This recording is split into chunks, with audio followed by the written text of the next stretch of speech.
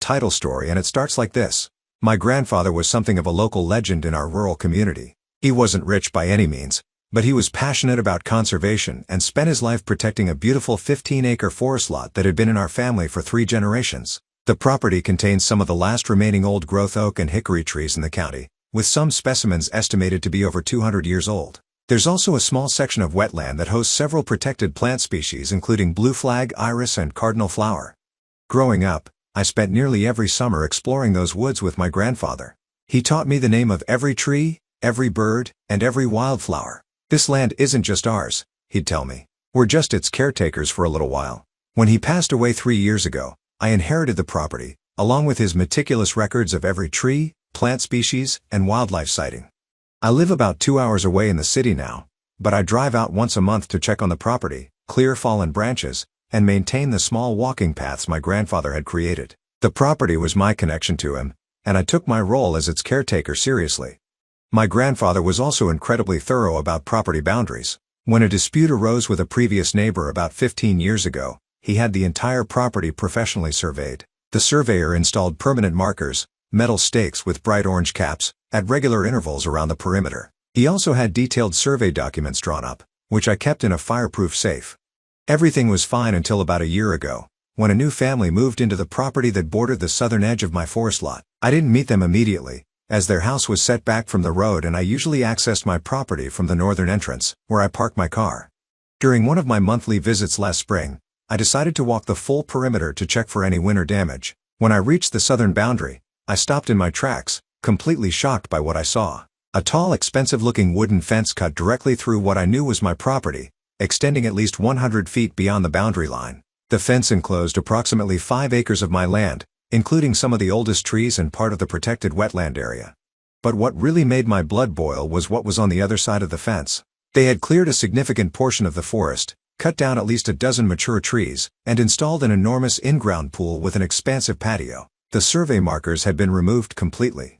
I walked around to their front door and rang the bell. A woman answered, dressed in workout clothes and designer sunglasses perched on her head.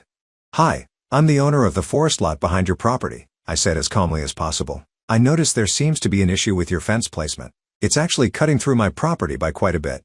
Her demeanor changed immediately. "Oh, you must be confused," she said with a condescending smile. "We had that land surveyed before we built. That's all our property." "I'm afraid there's been a mistake," I replied. "My grandfather had the property surveyed years ago, and there were permanent markers that clearly showed the boundary." "Well, those must have been wrong," she said, folding her arms. "Besides, it was all just unused forest. We've actually improved it. You should be thanking us." I felt my face getting hot. Those unused woods contain protected species and old-growth trees that have been in my family for generations. I'd like to resolve this amicably, but that fence needs to be moved. "I don't think so," she snapped. "We've been using this land for nearly a year now. Ever heard of adverse possession? It's ours now, and we've spent a lot of money developing it. My husband's attorney will be in touch if you continue harassing us." She shut the door in my face.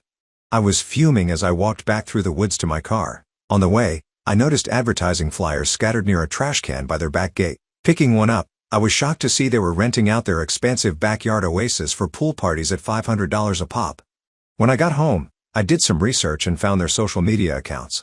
She had been posting photos of their 5-acre backyard retreat for months, tagging a real estate business and hosting paid events. There were pictures of dozens of people enjoying parties in what was clearly my forest. In one particularly infuriating post, she wrote, "Expanded the backyard, goodbye ugly old trees, hello paradise." I immediately called a property attorney in the area who specialized in boundary disputes. After explaining the situation and sending over my grandfather's survey documents, he suggested we get a new survey done to document the current situation. The results confirmed what I already knew. They had encroached approximately 4.8 acres onto my property. But the survey revealed something even more concerning. Their fence and pool construction had damaged the root systems of several protected trees, and they had filled in part of the wetland area, which was protected under state environmental regulations. My attorney advised me to also consult with an environmental lawyer, given the protected status of some of the flora. The environmental attorney was even more concerned when I showed her my grandfather's detailed records of the property's ecological features. "This is a significant violation," she told me. "Not only have they encroached on your property, but they've damaged protected habitat. The county environmental office needs to be notified immediately." I filed formal complaints with both the County Property Office and the Environmental Protection Department. The Environmental Office was particularly interested because my grandfather had registered the property as a conservation area due to the presence of several state-listed species of concern. Things escalated when a friend who works in real estate sent me a listing that had just hit the market. It was their house, and they were advertising it as sitting on 7 acres with an extensively landscaped backyard retreat, when their actual lot was only about 2 acres. They were trying to sell their house with my land included. My attorneys moved quickly to file an emergency injunction to stop the sale, along with formal legal action for the property encroachment, environmental damage, and timber theft. The timber alone, some of those oaks were over 150 years old, was valued at nearly $30,000. During the investigation, we discovered they had obtained a pool permit by submitting falsified property documents that didn't match county records. The permit office had apparently never verified the property lines, and they had conveniently forgotten to mention the wetland area in their application. Things moved fairly quickly after that. The county issued a stop work order on any further development of their backyard and forced them to remove their house from the market pending resolution of the property dispute. A week later, I received an angry call from the husband. He was much less subtle than his wife had been. "Look, I don't know what your problem is, but you need to drop this right now," he said. "I'm not some pushover. I've got connections in this town that you wouldn't believe." "This isn't personal," I replied. "You built on land that doesn't belong to you, destroyed protected habitat, and are now trying to sell it fraudulently." "It was empty forest. Nobody was using it," he shouted. "Do you know how much money we've put into improving that property? We're not tearing anything down." "That's not for you to decide anymore," I said before hanging up. I later learned from my attorney that he was indeed somewhat connected locally. He ran an insurance agency and sponsored several community events. But connections only get you so far when you're clearly in the wrong. When we met for mediation, their attitude had completely changed. Instead of the entitled attitude, they now claimed it was all an honest mistake and they had been misled by their contractor about the property boundaries. Their attorney proposed a settlement where they would purchase the disputed land from me at a fair market value of $5,000 per acre, a total of about $25,000. I refused. This wasn't just about money or land, it was about the irreparable damage to a forest my family had protected for generations. My grandfather would have been heartbroken to see those ancient trees cut down for a swimming pool. "This land is not for sale at any price," I told them firmly. "It needs to be restored as much as possible to its natural state." Their attorney scoffed. "You can't possibly expect my clients to tear down a $120,000 pool installation. Be reasonable." My environmental attorney stepped in. "Your clients should have been reasonable before destroying protected wetlands and removing survey markers, which, by the way, is a separate offense in this state." The mediation ended without resolution, and a court date was set for 3 months later. During that time, I connected with a local conservation group that my grandfather had been active with. They helped document the environmental damage and provided expert testimony about the ecological value of the property. Several longtime residents who knew my grandfather also came forward to support my case. I also discovered something particularly damning. Through a local hiking group, I found people who had attended their pool parties and were willing to make statements. According to these witnesses, the couple had explicitly bragged about acquiring extra land from the abandoned forest behind their property and saving it from going to waste. One witness even had text messages where they admitted knowing it wasn't originally their land.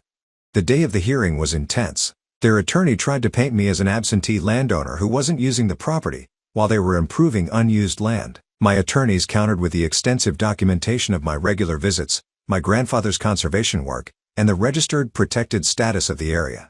The environmental officer who testified explained in detail the damage they had caused. The partial filling of the wetland had disrupted water flow patterns that sustained several protected plant species, including the state-listed swamp milkweed and turtlehead plants that are crucial for certain endangered butterfly species. The removal of the mature oaks had eliminated nesting sites for several bird species of conservation concern.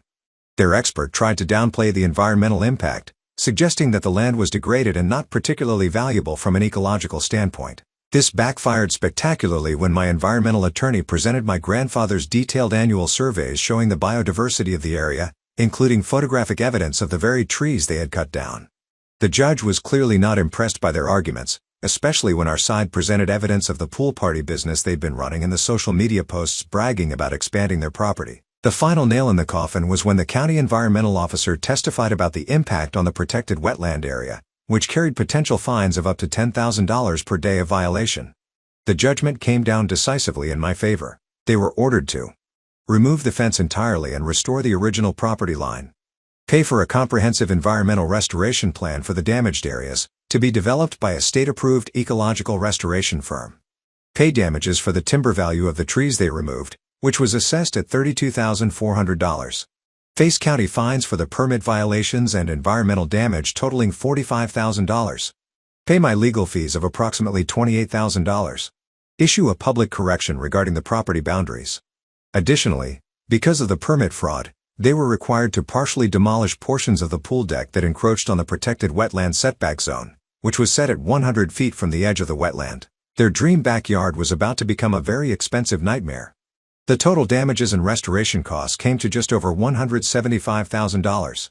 I heard through local gossip that her husband, who ran that local insurance agency, took a significant hit to his business reputation over the incident. Apparently, people were questioning whether someone who would falsify property documents could be trusted with insurance matters. The aftermath was both satisfying and sad. Satisfying because justice was served, but sad because the damage to the forest couldn't be completely undone. Some of those trees had been growing since before the Civil War, and no amount of money could bring them back. Instead of pocketing the settlement money, I decided to honor my grandfather's legacy. I used the funds to establish a formal conservation easement on the property, ensuring it would be protected in perpetuity. I worked with the local conservation group to restore the damaged areas, replanting native species and rebuilding the wetland habitat. The restoration experts selected young swamp white oaks, shagbark hickories, and other native species to replace the lost trees. They rebuilt the wetland hydrology and replanted native wetland vegetation. It would take decades for the trees to mature, but at least the process had begun. I also installed a comprehensive security system with cameras at key points around the property, along with new, very visible boundary markers. The conservation group helped me create educational markers along the walking paths, and we now host regular nature walks for local schoolchildren. One unexpected benefit of the whole ordeal was the attention it brought to conservation issues in our community. The local newspaper covered the story, and many people became interested in the forest and its ecological importance. The conservation group saw an uptick in membership, and there was renewed interest in protecting other natural areas in the region. The final twist in the story came about 6 months after the judgment, when they put their house on the market again, this time with the correct acreage listed at a much lower asking price. By law, they had to disclose the property dispute and environmental violations to potential buyers. From what I heard, they ended up selling for about 30% below their original asking price and moved to another state. A young family bought the house, and I made a point of introducing myself to them early on. They were horrified when I told them what the previous owners had done and assured me they had no interest in expanding into the forest. In fact, their children were excited about living next to a nature preserve. "We moved here partly because of the forest," the father told me. "We wanted our kids to grow up appreciating nature, not just staring at screens all day." We worked out an agreement where their children could use a small defined area of my property as a nature play space, with the understanding that they would help with maintenance and respect the boundaries. It's the kind of neighborly relationship I wish I could have had with the previous owners. My forest is healing now. New saplings are growing where the fence once cut through the property. The wetland area is slowly recovering, with native plants returning. The conservation easement ensures that even after I'm gone, the land will remain protected. I've continued my grandfather's tradition of documenting the property's ecology. Every month, I record observations about plant growth, wildlife sightings, and the overall health of the ecosystem. I've started bringing my own nieces and nephews to the property, teaching them what my grandfather taught me, that we're just caretakers of the land for future generations. Last week, I was walking the property and found a young family standing at the edge of the path near where the fence had been. They'd come from a nearby neighborhood for one of the public nature walks. "My dad used to bring me here when I was little," the father told me. "He knew the old man who took care of this place. It's amazing that it's still here when so much forest has been developed." I smiled, thinking of my grandfather. "We're just its caretakers for a little while," I told him, echoing my grandfather's words. "I'm glad you're sharing it with your children." Sometimes the best revenge isn't just winning a legal battle, it's ensuring that what you fought for continues to bring joy and value long after the conflict is over. My entitled neighbors thought they could take advantage of an unused forest and an absentee landowner. What they didn't count on was facing someone who understood the true value of what they were trying to steal.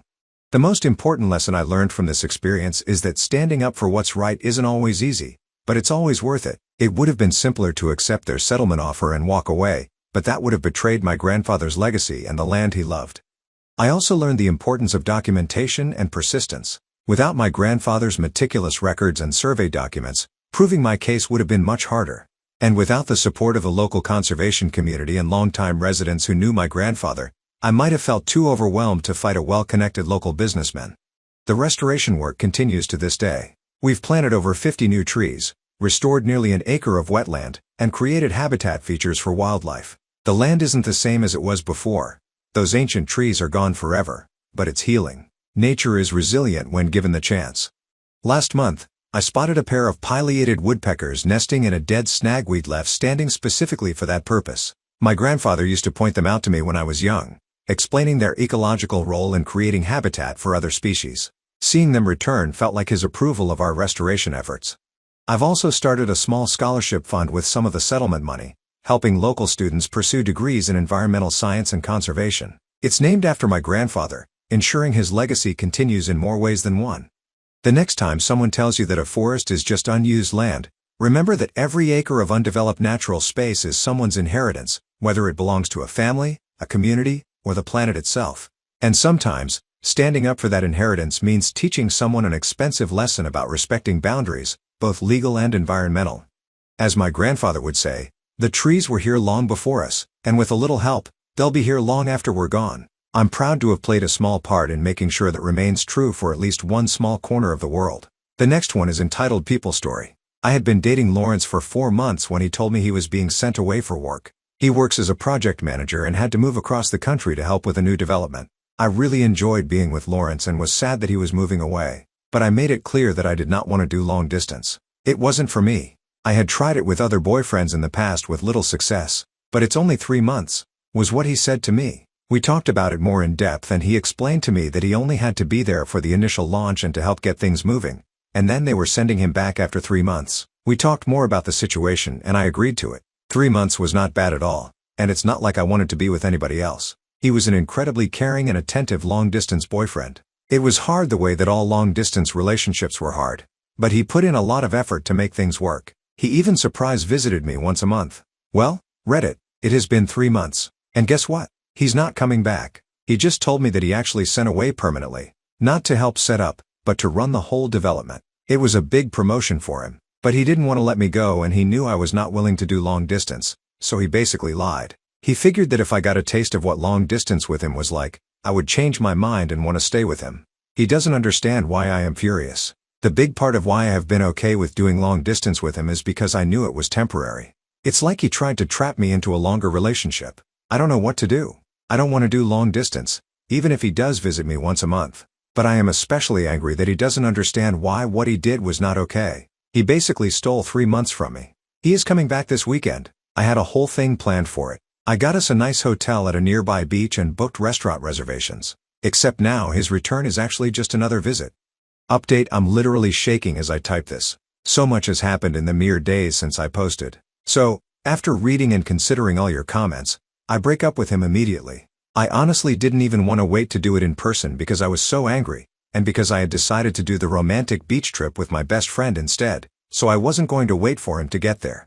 I explained very clearly why what he did was such an awful thing to do to a person. He apologizes for lying to me for months. He's sad and hurt about what happens, tries to convince me to stay with him, all that crap, but I am firm and he eventually accepts it. The next day he is in a Facebook relationship with somebody else. I check his Facebook and all of a sudden there are months of posts of him and this new girl visible to me. Posts that he had clearly hidden from me that he made available to me now. They clearly have been together for the last 2 months. I freak out. I call and text him, nothing. I message him on Facebook, nothing. Radio silence. He's totally cut me out. I am infuriated, and I message this new girl on Facebook. I don't want to waste my time with this, so I type up a long message explaining our relationship, including screenshots of our texts, pictures of us together, even photos of gifts/cards he has given me. New girl responds, and this is an exact quote.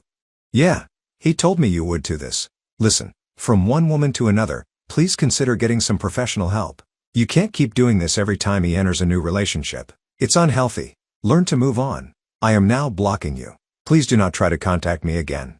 So, yeah, that's it. I'm in shock. I'm humiliated. I'm so angry. I'm leaving for the beach with my best friend this evening, which will be much, much needed. The next one is entitled People Story. My ex-girlfriend Kelly and I broke up extremely amicably. She admitted she didn't feel any romantic attraction to me anymore, wanted to focus on school, but I was her best friend.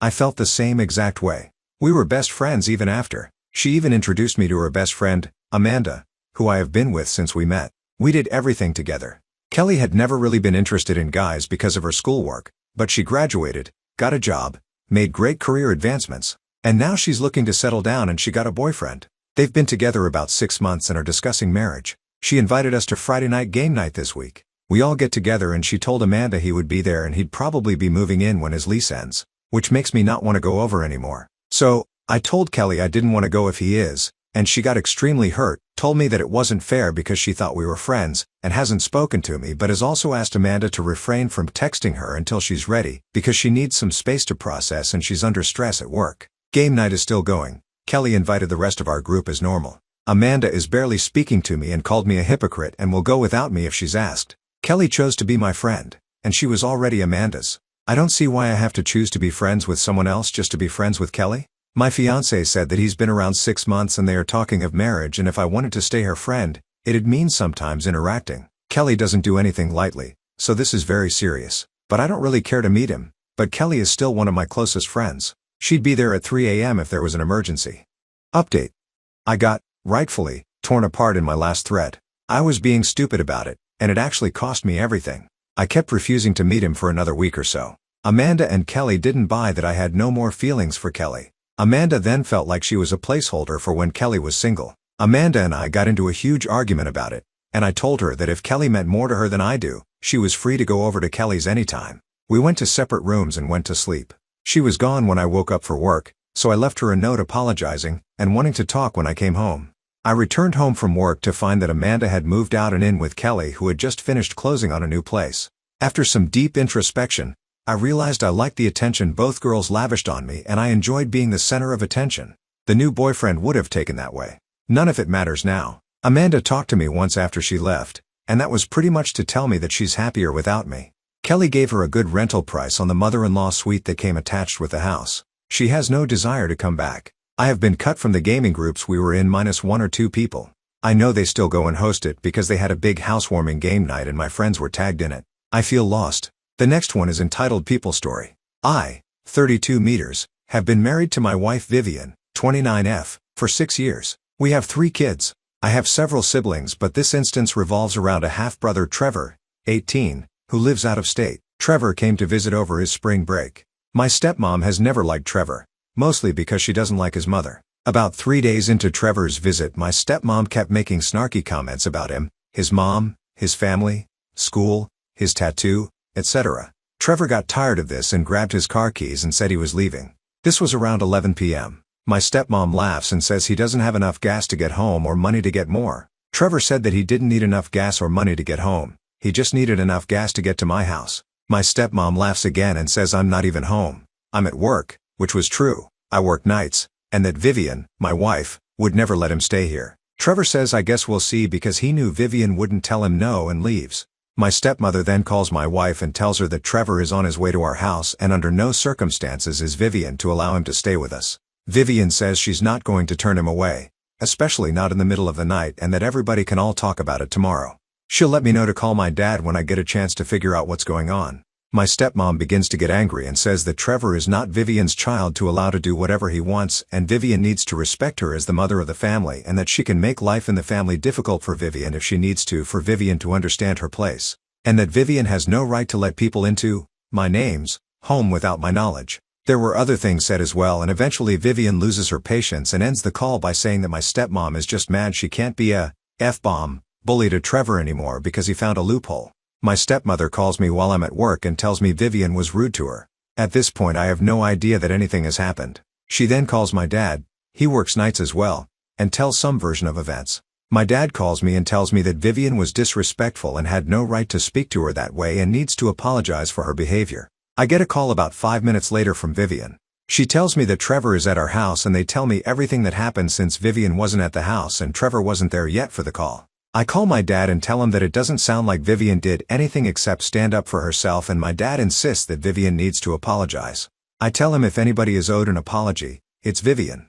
This was all 3 days ago. I'm getting texts from family members about Vivian needing to apologize and that Vivian doesn't have the right to get involved with family squabbles and she shouldn't have let Trevor run away from the consequences of his actions, No one can tell me what the actions were. And if Vivian doesn't apologize, then she's not welcome around anymore. I don't think she owes an apology, but I had a bad relationship with my family for years when I was younger, and since it's improved drastically, I've been a lot happier having them in my life, and I don't want to lose that. But I also can't just allow someone in it to disrespect my wife so blatantly and expect an apology for it. But Vivian at this point is starting to feel bad, and she always stresses too much over absolutely anything she thinks she might have done to upset someone.